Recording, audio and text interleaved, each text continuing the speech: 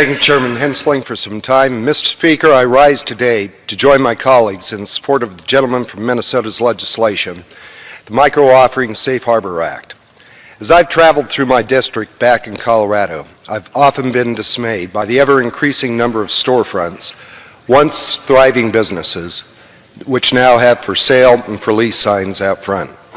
Small businesses are essential to job creation, to job innovation, but they've been so hamstrung by the burden of compliance with regulations intended for large public companies that their ability to be able to create jobs and to be able to innovate has been stifled.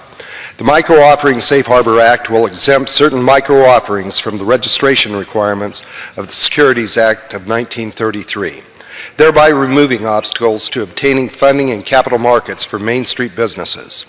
It's hard for capitalism to work, Mr. Speaker, without capital. This legislation tackles that problem and creates opportunities for hardworking small businesses to be able to go public, to raise that initial capital in the early stage, to be able to develop that seed capital that is needed.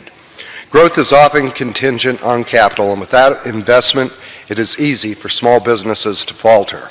By defining the non-public offering exemption under the Securities Act, this legislation will provide small businesses with much-needed clarity and a renewed confidence in what the proper procedure is for non-public offerings.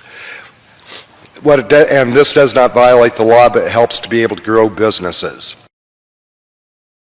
Removing this confusion will provide small businesses with much-needed certainty and allow them to be able to focus their resources on growth rather than on compliance. For this reason, I support the measure that is before us today, and I'd like to be able to encourage my colleagues to be able to do the same. I'd like to commend Mr. Emmer for introducing this legislation to alleviate the burdensome compliance environment that is imposed on small businesses, and again, encourage my colleagues to support this legislation. Thank you, Mr. Speaker, and I yield back.